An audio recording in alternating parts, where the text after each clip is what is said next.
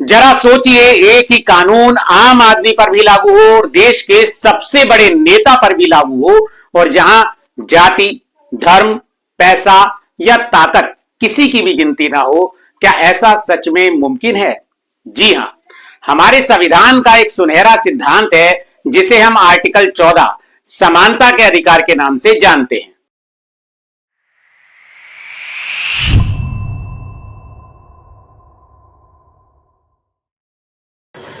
नमस्कार दोस्तों, मैं हूं नवीन कुमार एडवोकेट और आप देख रहे हैं टाक लाफुली, जहां हम कानून की जटिल बातों को समझते हैं आसान भाषा में। आज की इस वीडियो में हम विस्तार से समझेंगे कि आर्टिकल 14 वास्तव में क्या कहता है, इसका हमारी रोजमर्रा की जिंदगी पर क्या असर पड़ता है और हमारे देश की सबसे बड़ी अदालत सुप्रीम कोर्ट किस प्रकार हमारे इस अधिकार का संरक्षण करती है। मुझे उम्मीद है कि इस वीडियो के अंत तक आपको आर्टिकल 14 अच्छे से समझ में आ जाएगा। कानून के समक्ष समानता का क्या मतलब है और हम कानून का सभी पर एक समान लागू होने का क्या मतलब है, जिसे अंग्रेजी में कहते हैं इक्वलिटी बिफोर लॉ और इक्वल प्रोटेक्शन ऑफ लॉ।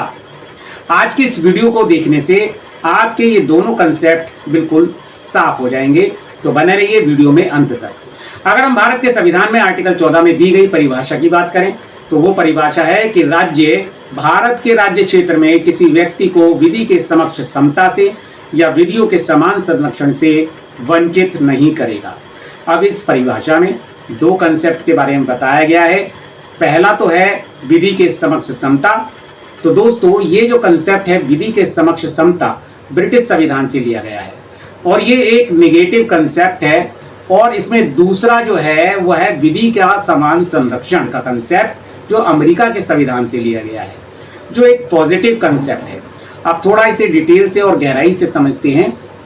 हमने आपसे कहा है कि जो पहला कंसेप्ट जो है विधि के समान समता की बात जो करता है वो एक नेगेटिव कंसेप्ट है। मतलब नेगेटिव इस परिप्रेक्ष्य में है कि यह दो व्यक्तियों के बीच भेदभाव करने को मना करता है। कहता है कि आपको ऐसा नहीं करना चाहिए, यानी आपको किसी व्यक्ति के प्रति भेदभाव नहीं करना है। तो आपको बता देता हूं कि भेदभाव का क्या आधार हो सकता है। ये हो सकता है धर्म के आधार पर हो, जाति के आधार पर हो, लिंग के आधार पर हो, जन्म के स्थान पर हो, जन्म के आधार पर हो यानी, और भाषा के आधार पर हो। तो इस प्रकार आर्टिकल 14 के पहले कंसेप्ट विधि के समक्ष समानता का मतलब हुआ कि आप किसी व्यक्ति के साथ भेदभाव नहीं करेंगे। मतलब विधि के समक्ष सब व्यक्ति समान हैं, सब कानून के अधीन हैं, कानून के ऊपर कोई भी नहीं है, कानून सबके लिए बराबर है, चाहे वे भारत का नागरिक हो या ना हो। लेकिन इस आर्टिकल में घुसपैठियों को इस दायरे से बाहर रखा गया है।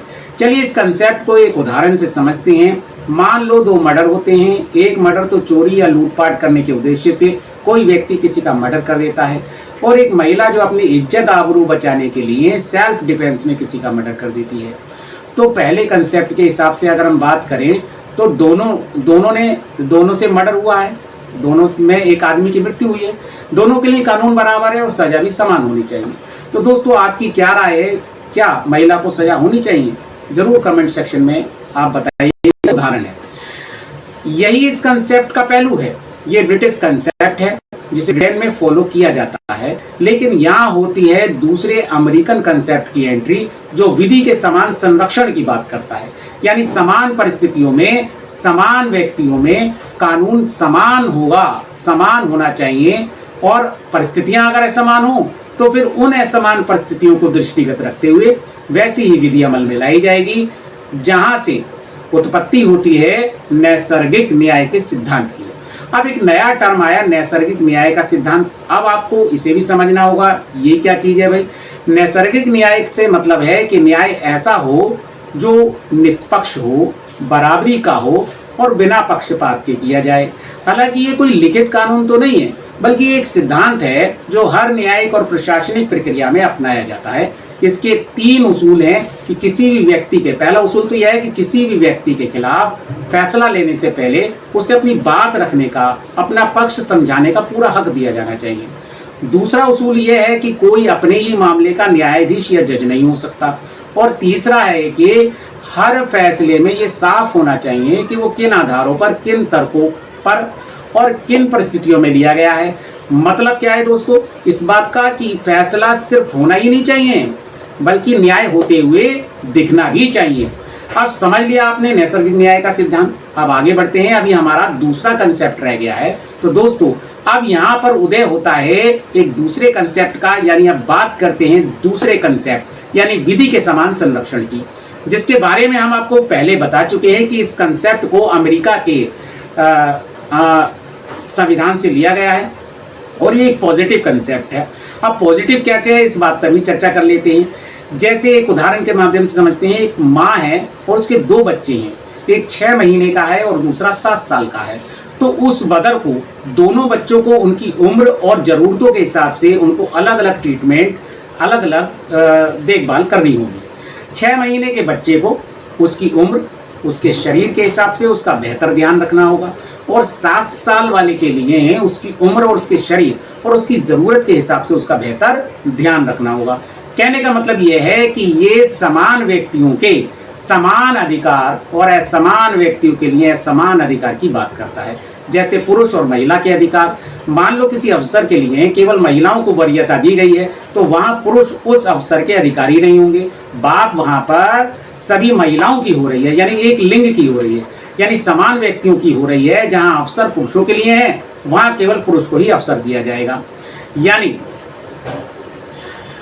समान व्यक्तियों की समानता और असमान व्यक्तियों में असमानता की बात यहाँ की गई। इसी से हमारा रिजर्वेशन का कंसेप्ट निकल कर आया है, जिसे आरक्षण के रूप में भी जाना जाता है। क्या दोस्तों आर्टिकल 14 के अपवाद हो सकते हैं? जी हाँ, आर्टिकल 14 के अपवाद भी हो सकते हैं। आर्टिकल 361 इसका एक अपवाद है, जहां पर 2 व्यक्तियों को अपवाद में रखा गया है। वो कौन से 2 लोग हैं जान लेते हैं। पहले हैं भारत के राष्ट्रपति और दूसरे हैं राज्यपाल। आर्टिकल 361 में कहा गया है कि जो भी भारत के राष्ट्रपति और राज्यों के राज्यपाल हैं किसी भी कोर्ट ऑफ लॉ में उत्तरदायी या आंसरेबल नहीं होंगे। इन पर कोई भी सिविल या क्रिमिनल कार्यवाही इन पर नहीं चलाई जा सकती। तो इन्हें आर्टिकल 14 के दायरे से बाहर रखा गया है। तो इस प्रकार ये आर्टिकल 14 का अपवाद है। तो दोस्तों अब आपने समझ लिया आर्टिकल 14 सिर्फ एक कानूनी प्रावधान नहीं बल्कि लोकतंत्र की असली आत्मा है। यही हमें बताता है कि कानून की नज़र में हर इंसान बराबर है, चाहे वो आम आदमी हो या किसी ऊंचे पद पर बैठा हुआ व्यक्ति।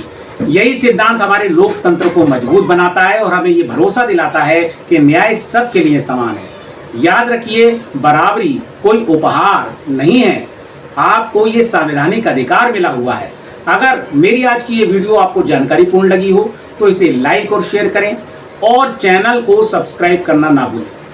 अगली वीडियो में हम चर्चा करेंगे एक नए आर्टिकल की एक नई जानकारी के साथ। तब तक के लिए नमस्कार दोस्तों।